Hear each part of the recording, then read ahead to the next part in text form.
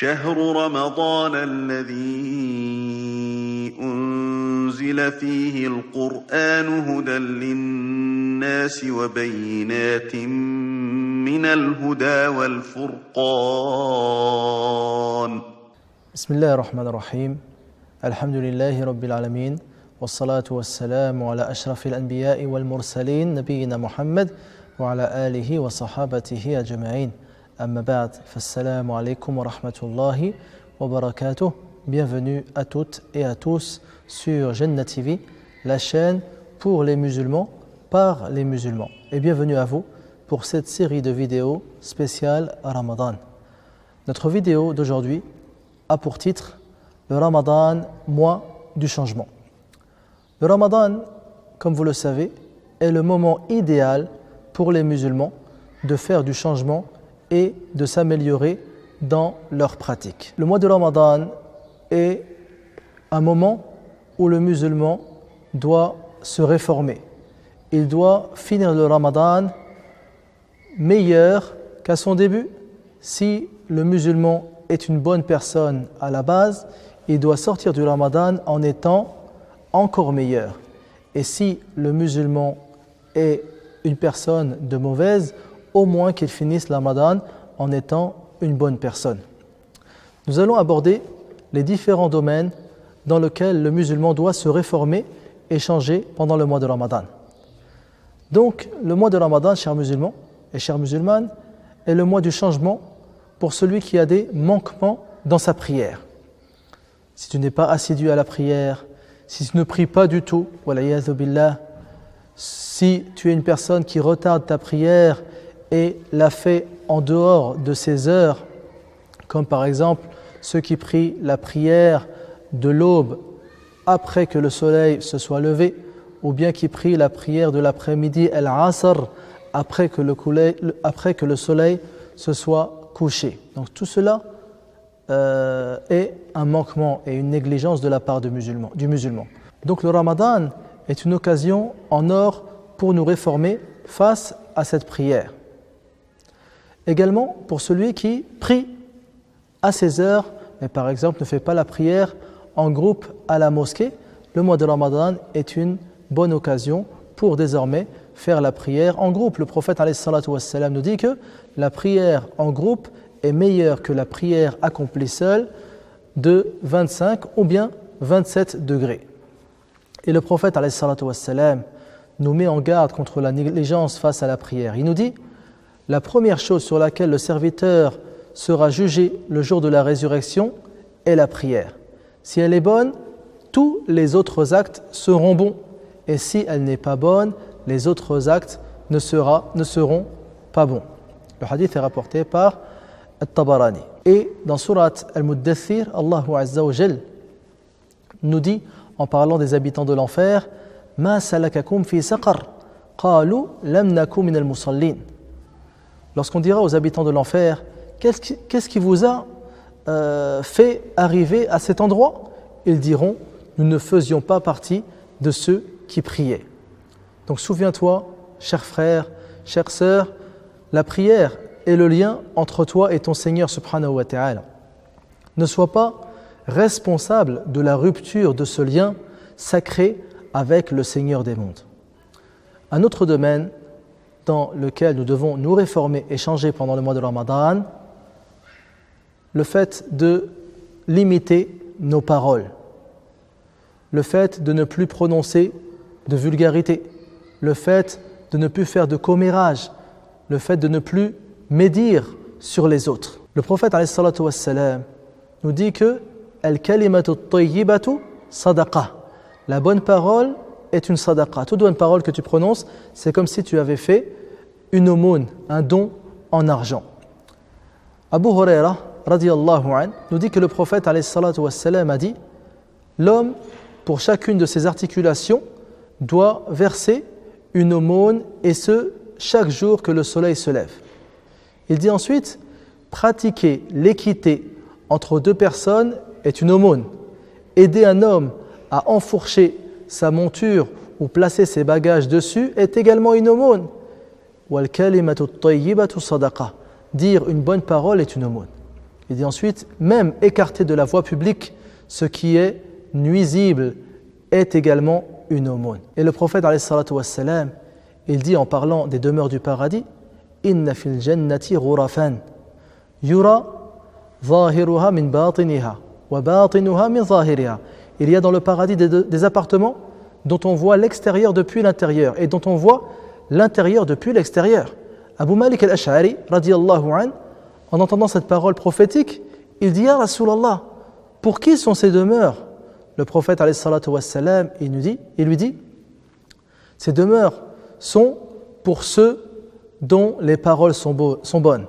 Ces demeures sont pour ceux dont les paroles sont bonnes. Man atab al-kalam.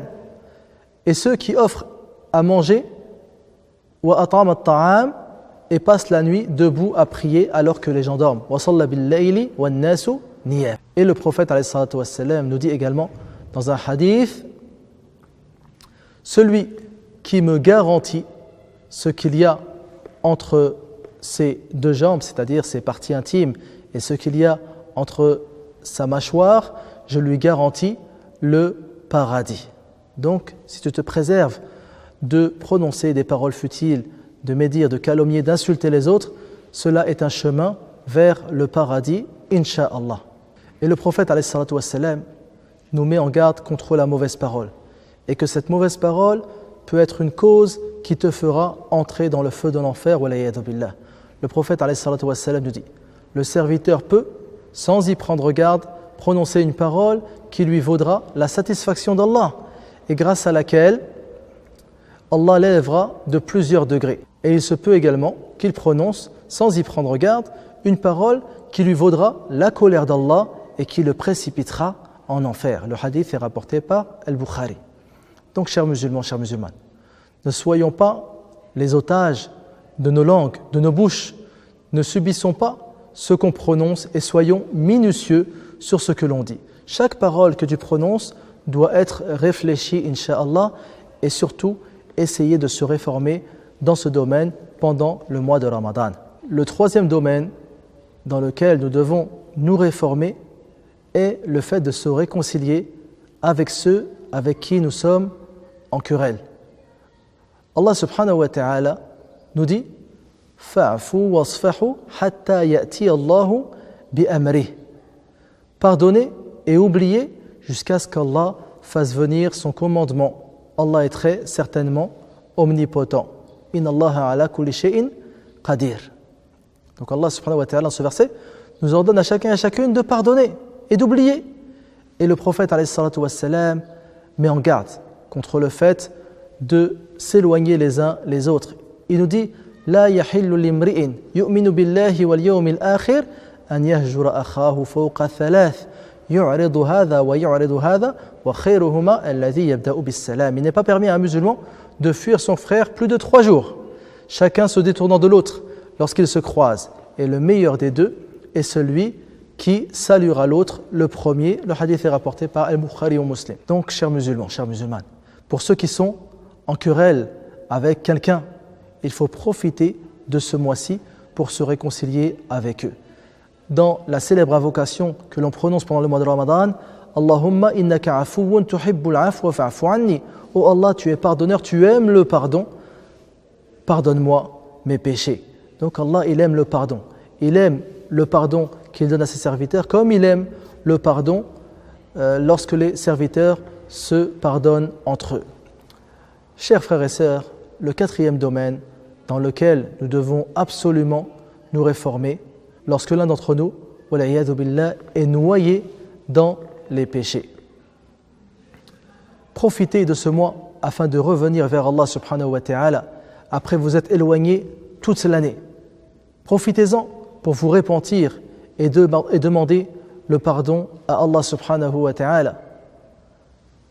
Allah subhanahu wa ta'ala, il nous dit dans le Coran Karim, Hamim, tanzilul kitabi min Allahi al-aziz al-alim, ghafiri dhanb wa qabili at-tawb, shadid al-iqab, dhi at-tawl, la ilaha illa huwa, ilayhi al-masir. C'est-à-dire que Allah subhanahu wa ta'ala est le pardonneur des péchés, l'accueillant au repentir, le dur en punition, le détenteur des faveurs. Point de divinité à part lui et vers lui est la destination. Et il dit dans un autre verset قُلْ يَا عِبَادِيَ الَّذِينَ أَسْرَفُوا عَلَى أَنفُسِهِمْ لَا تَقْنَطُوا مِنْ رَحْمَةِ اللَّهِ إِنَّ اللَّهَ يَغْفِرُ الذُّنُوبَ جَمِيعًا إِنَّهُ هُوَ الْغَفُورُ الرَّحِيمُ. Dis, ô mes serviteurs qui avez commis des excès à votre propre détriment, ne désespérez pas de la miséricorde d'Allah, car Allah pardonne tous les péchés. Oui, c'est lui le pardonneur, le très miséricordieux, subhanahu wa ta'ala. Et le prophète alayhi salatu wassalam nous dit que Inna Allaha yabsutu yadahu bil-layl liyatuba musi'un nahar wa yabsutu yadahu bin-nahar liyatuba musi'un layl wa dhalika kulla yawm hatta tatlu'a ash-shamsu min maghribiha. Allah tend sa main la nuit pour accepter le repentir du pécheur du jour et le jour pour accepter le repentir du pécheur de la nuit. Et ce, jusqu'à ce que le soleil se lève de l'Occident, c'est-à-dire le jour de la résurrection. Le hadith est rapporté par Al-Bukhari et Muslim. Chers musulmans, chères musulmanes, un autre domaine dans lequel nous devons absolument nous réformer et changer pendant ce mois de Ramadan. Le Coran, le livre d'Allah subhanahu wa ta'ala. Comme nous avons dit dans un épisode précédent, il faut que chacun d'entre nous fasse un programme précis de ses objectifs à atteindre pour le mois de Ramadan dans la lecture, la mémorisation, la compréhension et la méditation du Coran al-Karim. Et Allah Azza wa Jalla nous dit dans le Coran وَقَالَ الرَّسُولُ يَا رَبِّ إِنَّ قَوْمِ اتَّخَذُوا هَذَا الْقُرْآنَ مَهْجُورًا. Et le messager a dit, Seigneur, mon peuple a vraiment pris ce Coran pour une chose délaissée. Donc, réconcilions-nous avec le livre d'Allah subhanahu wa ta'ala pendant ce mois qui est le mois du Coran. C'est le mois pendant lequel le Coran a été révélé et descendu sur le prophète Mohammed sallallahu alayhi wa sallam. Un autre domaine, barakallahu fikum, dans lequel nous devons absolument nous réformer, lorsque l'un d'entre nous est éprouvé par l'avarice, il faut qu'il essaye de passer du cercle des gens avares vers celui des gens généreux. Et ceci en devenant pendant ce mois de Ramadan une personne bonne et généreuse, en faisant des sadaqas, des aumônes à nos proches, aux pauvres, aux orphelins et aux gens dans le besoin. Le prophète alayhi salatu wassalam nous dit qu'une aumône, même minime, a une immense valeur auprès d'Allah subhanahu wa ta'ala. Il nous dit, celui qui a fait aumône de la valeur d'une date provenant d'une acquisition licite, car Allah n'accepte que ce qui est licite, Allah subhanahu wa ta'ala agrée ce don et la prend de sa main droite et la fera fructifier et grandir autant que l'un d'entre vous élève avec soin un poulain, c'est-à-dire il grandit devant lui, jusqu'à la rendre aussi grande que la montagne de Uhud, la célèbre montagne de Médine qui est immense. Le hadith est rapporté par Al-Bukhari ou Muslim. Et dans le hadith précédemment cité, il y a dans le paradis des appartements dont on voit l'extérieur depuis l'intérieur et dont on voit l'intérieur depuis l'extérieur. Abu Malik al-Ash'ari dit au prophète alayhi salatu wassalam, Ya Rasulallah, pour qui sont ces demeures? Le prophète alayhi salatu wassalam dit, ces demeures sont pour celui dont les paroles sont bonnes.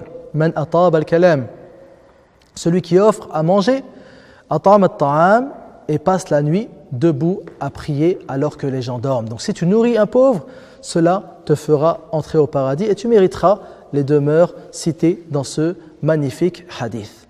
Un autre domaine, barakallahu fikum, dans lequel nous devons faire un effort de réforme, c'est notre inattention à l'évocation d'Allah subhanahu wa ta'ala. Le fait de toujours se rappeler de notre Seigneur, de faire du dhikr, de le mentionner par la parole et dans nos cœurs. Commençons à évoquer Allah subhanahu wa ta'ala avant le début du soleil et avant le coucher du soleil. Comme le dit Allah subhanahu wa ta'ala dans le Coran al-Karim, Ya ayyuhalladhina amanu dhkurullaha dhikran kathira wa sabbihuhu bukratan wa asila. C'est-à-dire, ô vous qui croyez, évoquez Allah d'une façon abondante et glorifiez-le à la pointe et au déclin du jour. Donc, nous devons faire ces invocations que l'on appelle Adhkaru as-sabah wal-masa, qui sont, walillah al-hamd, qui sont walillah al-hamd, compilés dans des petits livres comme le livre Hisn al-Muslim, la citadelle du musulman, ou autre. Abdullah ibn Busr, radiyallahu anhu, il nous dit que un homme demanda un jour au prophète sallallahu alayhi wa sallam et lui dit « Ya Rasulallah, les préceptes de l'islam me paraissent trop nombreux et trop difficiles à appliquer. Indique-moi une action à laquelle je m'accrocherai. » Le prophète alayhi salatu wa sallam répondit « Que ta langue devienne douce, lisse par l'évocation d'Allah. La yazalu lisanuka ratban bi dhikrillah. » Tu dois sans cesse évoquer ton Seigneur. Et une des meilleures occasions pour nous réconcilier avec le dhikr, avec l'évocation d'Allah subhanahu wa ta'ala, le fait de dire la ilaha illallah, subhanallah, wa alhamdulillah, wa la hawla wa la quwwata illa billah, wallahu akbar, c'est le mois du Ramadan. Un autre domaine dans lequel nous devons absolument nous réformer pendant ce mois de Ramadan, ceux qui ont pour mauvaise habitude de mentir, ce que l'on appelle en arabe al-kadhib. Le prophète alayhi salatu wa sallam a dit, celui qui ne délaisse pas la tromperie et le mensonge, Allah n'a pas besoin qu'il délaisse sa nourriture et sa boisson. Man lam yada' qawla az-zuri wal 'amala bihi wal jahl falaysa lillahi hajatun fi an yada'a ta'amahu wa sharaba. Et le mensonge, comme vous le savez, est un chemin direct vers le feu de l'enfer. Le prophète alayhi salatu wa sallam, il nous dit innal kadhiba yahdi ila al-fujur wa innal fujura yahdi ila an-nar wa innal rajula la yakdhibu wa yataharra al-kadhiba hatta yuktaba 'inda Allahi kadhaba. Il nous dit que le mensonge mène vers la turpitude et la turpitude mène vers l'enfer. Et la personne ne cesse de mentir jusqu'à être inscrite auprès d'Allah subhanahu wa ta'ala comme un grand menteur. Qu'Allah subhanahu wa ta'ala nous préserve chacun et chacune du mensonge. Le 9e domaine dans lequel nous devons absolument nous réformer pendant ce mois de Ramadan est pour ceux qui ont rompu les liens de parenté avec leurs proches. Le prophète alayhi salatu wa sallam nous met en garde contre cela en nous disant « La yadkhulul jannata qati'. » N'entrera pas au paradis quiconque rompt les liens avec sa famille. Le hadith est rapporté par Al-Bukhari wa Muslim. Donc si tu es en querelle avec un membre de ta famille, va vers lui et n'attends pas que lui vienne vers toi. Car, comme cité dans le hadith précédent, il n'est pas permis à un musulman de fuir son frère. Ça, c'est simplement son frère en religion. Que penser si c'est son frère de sang? Il n'est pas permis à un musulman de fuir son frère plus de 3 jours, chacun se détournant de lui lorsqu'ils se croisent, et le meilleur des deux est celui qui salue le premier. Et que penser donc de celui qui est en querelle avec sa propre mère, en querelle avec son propre père? Le péché est encore plus grand. Le changement doit venir de toi. N'attends pas que quelqu'un ou qu'un événement te fasse changer, mais sois acteur de ton propre changement. Car Allah subhanahu wa ta'ala nous dit « Inna Allah la yughayyiru ma biqawmin hatta yughayyiru ma bi anfusihim » En vérité, Allah ne modifie point l'état d'un peuple tant que les gens, le composant, ne modifient pas ce qui est en eux-mêmes.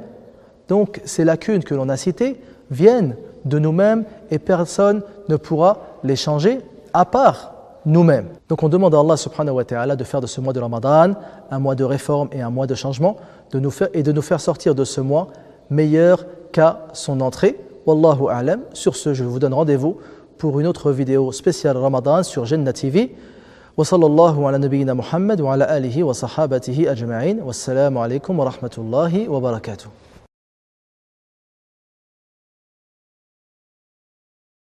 يا أيها الذين آمنوا كتب عليكم الصيام كما كتب على الذين من قبلكم لعلكم تتقون